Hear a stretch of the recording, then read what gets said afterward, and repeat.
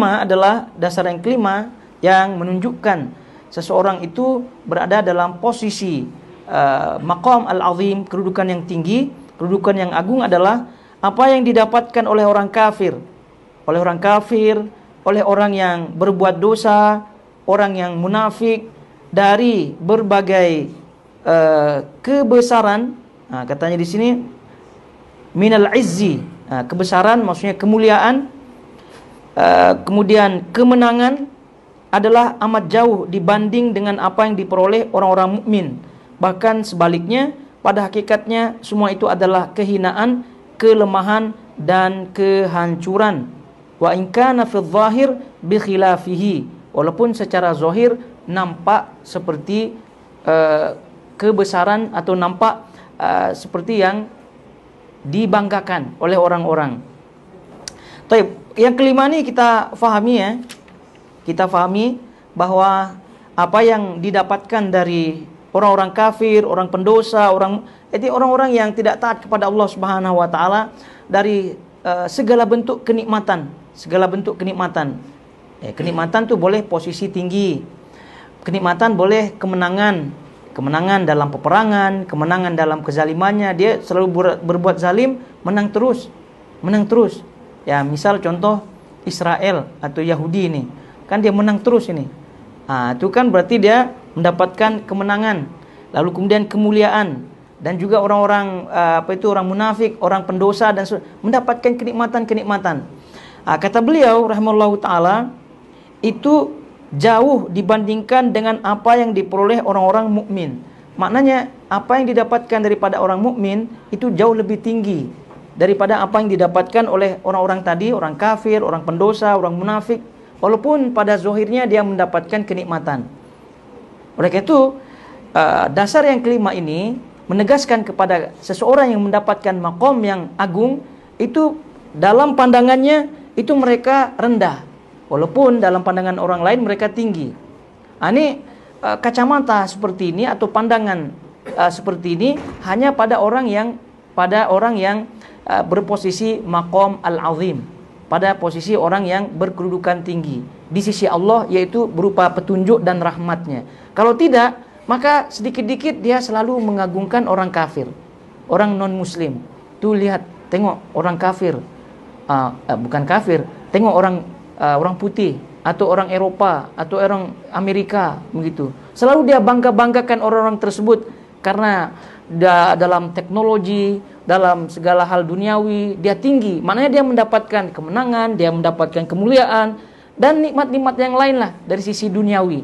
Maka dia tertipu. Orang yang rendah kedudukannya ini tertipu oleh orang-orang yang tadi, yang pendosa, orang non-muslim dan seterusnya. Nah, bagi orang yang maqam al-azim ini dia tidak tertipu, karena inilah bentuk dia maqam yang tinggi, al-izz. Jadi oleh karena itu Umar bin Khattab radhiyallahu taala anhu masyhur ucapan beliau bahwa Islam itu membuat dia izz, membuat dia memiliki kedudukan yang tinggi di sisi Allah Subhanahu wa taala. Jadi ketika seseorang itu beribadah dan taat kepada Allah Subhanahu wa taala, ketika itu dia ditinggikan oleh Allah. Jadi ketika dia jauh daripada ketaatan kepada Allah, ketika itu dia direndahkan oleh Allah Subhanahu wa taala. Maka posisi atau dasar yang kelima ini sangat penting ya untuk kita ketahui ya, supaya kita benar-benar dalam posisi yang tinggi. Jadi orang kafir, orang non-muslim, orang munafik, orang pendosa dan seterusnya, apabila mendapatkan nikmat, itu yang kita sebut atau Allah Subhanahu wa taala sebutkan sebagai istidraj, walladzina kadzdzabu biayatina sanastadrijuhum min haitsu la ya'lamun. Jadi orang-orang yang mendustakan ayat-ayat kami, kata Allah Subhanahu wa taala, maknanya masuk kategori kafir dan semuanya munafik dan seterusnya, sanastadrijuhum, kami akan memberikan dia istidraj. Mana istidraj itu adalah menghancurkan dengan pelan-pelan, istidraj. Min haitsu la ya'lamun, dengan cara yang mereka tidak ketahui. Dengan cara bagaimana? Diberikanlah dia nikmat-nikmat yang di dunia ini yang orang lain tertipu, orang lain terkesima, orang lain takjub dan seterusnya. Rupa-rupanya itulah jalan Allah atau cara Allah yang mereka tidak terasa, mereka tidak ketahui jalan untuk menuju kebinasaan. Naudzubillah min dzalik. Maka apabila kita fahami dasar yang kelima, kita tidak akan pernah tertipu dengan orang-orang tersebut. Ya biarkanlah mereka maju di sisi dunianya, majulah mereka dari sisi kekayaannya, majulah mereka dari sisi apa saja terkait dengan dunia, tak masalah. Nah, yang penting kita sebagai orang mukmin pegang kita punya prinsip, pegang kita punya akidah dan seterusnya. Jadi oleh karena itu bagi yang tidak memahami dasar yang kelima ini, ya jatuhlah mereka ke dalam toleransi yang tidak dibenarkan dengan alasan harmoni dan seterusnya dalam kehidupan ini, begitu. Jadi dia tidak memandang lagi apakah ini masuk dalam kategori prinsip apa tidak, termasuk kategori akidah apa tidak. Yang penting toleransi, yang penting harmoni. Itu mereka lakukan. Itu naudzubillah min dzalik. Justru malah apabila dia melakukan seperti ini, ya dia telah menghinakan dirinya yang sebelumnya Allah telah meninggikannya dalam posisi maqam al-azim yang tadi kita sebutkan, mendapatkan petunjuk dan juga rahmat Allah Subhanahu wa taala. Jadi ini prinsip ya, jamaah semuanya yang dirahmati Allah Azza wa Jalla, seorang mukmin yang berposisi maqam al-azim itu tidak tertipu dengan kehidupan-kehidupan dunia yang dimiliki oleh orang kafir, oleh orang pendosa, oleh orang munafik dan seterusnya.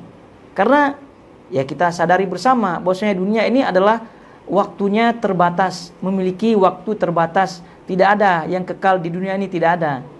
Dan ini kita yakini dan juga mereka yakini. Cuma permasalahannya adalah karena tidak paham hal ini, jadi banyak di antara kaum muslimin yang tertipu. Jadi ya mereka membangga-banggakan orang-orang kafir tersebut, orang-orang non-muslim tersebut, begitu. Sehingga jati dirinya sebagai seorang muslim itu sudah menghilang. Jati dirinya sedikit demi sedikit sudah menghilang. Dan ini sering juga kita sentuh bab ini ya, bahwasanya terkait dengan ini adalah al-wala dan al-bara. Wala, loyal kepada sesama kaum muslimin, loyal kepada akidah Islam, loyal kepada iman, loyal kepada Islam, itu adalah jati diri seorang mukmin. Al-bara, al-wala wal bara. Bara berlepas diri daripada yang tidak sejalan dengan akidah. Ini yang kelima, ini menegaskan wala dan bara. Jadi bagi seorang mukmin yang memiliki al-wala dan al-bara, maka sudah pasti dasar yang kelima ini masuk ke dalam dirinya. Permasalahannya adalah tidak ada wala, loyal, tidak ada. Kemudian bara, berlepas diri, tidak ada. Jadi oleh karena itu tidak ada pada dirinya dasar yang kelima. Jadi kalau tidak ada dasar yang kelima, ya tidak masuk pula apa yang disebutkan oleh Ibnul Qayyim. Karena Ibnul Qayyim kan menyebutkan bagi yang memiliki maqam al-azim, itu apa yang didapatkan oleh orang-orang kafir, orang-orang munafik, pendosa dan seterusnya daripada nikmat-nikmat itu kan jauh lebih bawah daripada apa yang seorang mukmin dapatkan, begitu. Tapi kalau tidak ada wala dan bara, loyal dan berlepas diri dari orang-orang tersebut, ya tentu ya hakikatnya itu dia lebih bawah daripada orang-orang munafik, orang-orang kafir yang mendapatkan nikmat tersebut. Maka ibaratnya ya sudah jatuh tertimpa tangga, sudah kalah dari sisi duniawi, pula itu mendapatkan ancaman dari Allah Subhanahu wa taala. Naudzubillah min dzalik.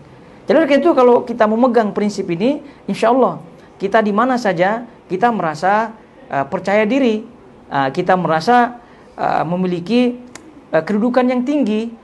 Karena apa maknanya kita diberikan kedudukan tinggi oleh sesama manusia, namun rupa-rupanya oleh sang pencipta manusia kita direndahkan.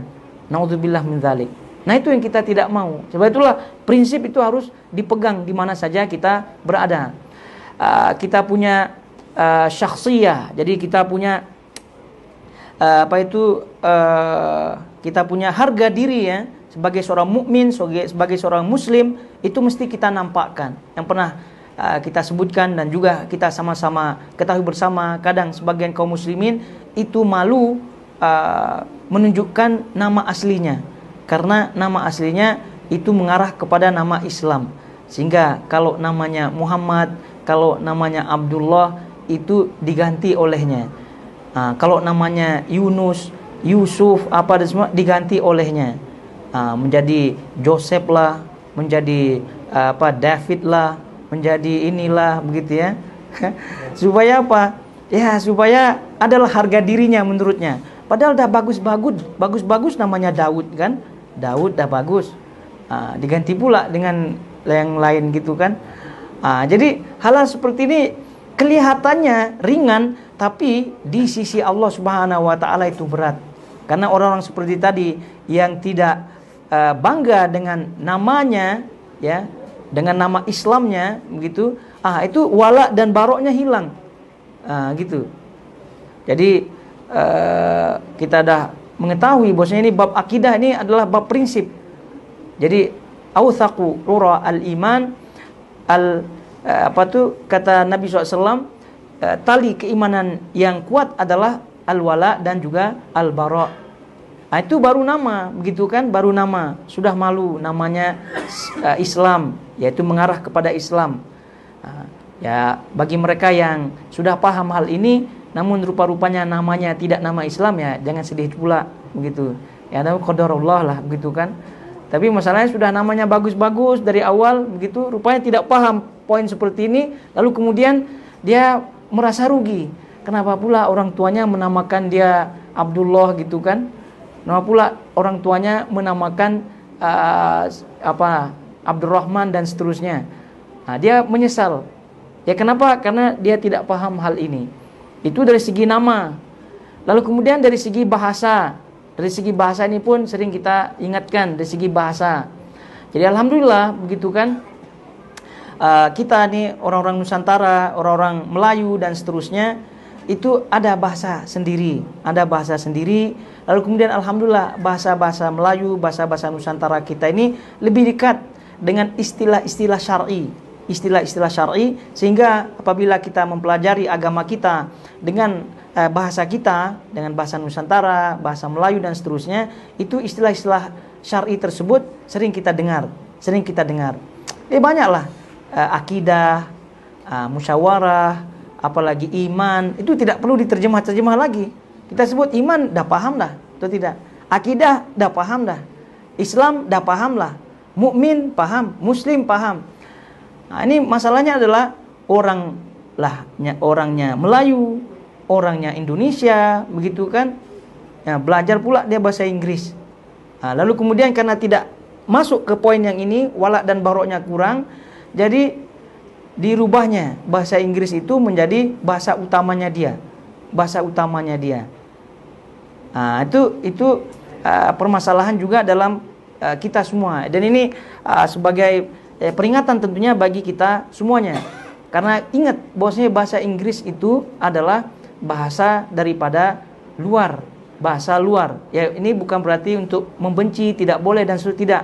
Tapi ini kita berbicara ada kaitannya, karena bahasa itu ada kaitannya dengan budaya.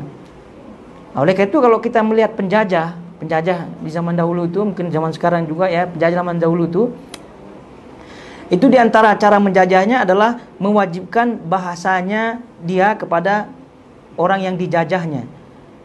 Misal contoh orang Prancis ya, di Algeria, di kawasan-kawasan itu, mereka wajibkan dia untuk mempelajari bahasa Prancis. Sehingga ketika orang yang dijajah tersebut berbahasa Prancis atau bahasa dia gitu ya, jadi budayanya dah masuk, lalu kemudian dia tidak perlu penat-penat lagi, tidak perlu lelah-lelah lagi untuk menjajah, gitu kan? Karena dia sudah dengan sukarelanya terjajah, Jadi kayak itu bukan permasalahan bahasa asing, tidak. Tapi permasalahan adalah ketika orang itu bangga, ketika orang itu merasa tinggi dengan menguasai bahasa asing tersebut, maka bahasa asing tersebut akan menguasai dirinya dengan cara apa? Budaya orang asing tersebut dengan cara langsung maupun tidak langsung akan berpengaruh kepada dirinya. Maka itu hati-hati. Oleh karena itu dahulu fatwanya, ya, di zaman-zaman Syekhul Islam Ibnu Taimiyah, lalu kemudian yang lainnya begitu ya, mempelajari bahasa asing. Ya mungkin dahulu bukan bahasa Inggris ya, yang bahasa dunia, mungkin bahasa apalah begitu kan, bahasa asing lah. Itu tidak diperbolehkan, diharamkan, hukumnya diharamkan. Mempelajari bahasa asing, hukumnya mereka haramkan. Kenapa? Karena ketika mereka ada menguasainya, jadi niat awalnya tadi hilang. Niat awalnya untuk menguasai supaya memahami mereka gitu ya. Tapi rupa-rupanya bangga. Maka kebanggaan ini yang menjadi permasalahan. Oleh karena itu terkait dengan bahasa asing ini, jadi yang benar adalah tak masalah seorang itu pandai, tak masalah orang itu mempelajarinya, tidak masalah orang itu menggunakannya, tapi jangan sampai masuk ke dalam sanubarinya. Jangan masuk kepada sanubarinya. Akibatnya adalah ketika dia mendapati ceramah bahasa Melayu atau bahasa Nusantara, bahasa Indonesia, dia padahal paham sebenarnya, kan? Tapi alasannya udah ada tidak yang English katanya. Ada tidak yang English. Dia carinya yang English. Padahal kalau paksa-paksa pun paham juga. Ya mungkin tak 100% dia paham kan. Tapi karena sudah mindsetnya udah di setting gitu kan. Ini sepertinya bahasa Inggris yang lebih keren lah bahasanya kan. Lebih keren lah begitu ya. Dia tanya, ada tidak yang English katanya. Nanti kalau ada yang English, aduh tak paham lah. Karena English juga rupanya mentranslate lagi dengan istilah-istilah tadi. Itu dia. Jadi setan itu pandai mencari celah-celah kepada Bani Adam. Dan inilah fungsi kita mempelajari kitab ini, yaitu mengetahui celah-celah tipu daya syaitan yang kita tidak terasa dimasuki oleh tipu-tipu daya tersebut. Jadi oleh karena itu, jamaah semua yang dirahmati Allah Azza wa Jal, al-wala dan bara terhadap poin yang kelima ini sangat erat kaitannya. Maka jati diri kita itu hendaknya sebagai muslim itu kita tegakkan, kita nampakkan. Dan alhamdulillah kita dijadikan oleh Allah Subhanahu wa taala sebagai seorang mukmin, sebagai seorang muslim. Jadi mereka itu hal-hal yang ringan tadi kita sebutkan dari segi nama, dari segi bahasa, mungkin ringan ya. Tapi rupa-rupanya sadar atau tidak sadar itu berpengaruh pada sebagian orang.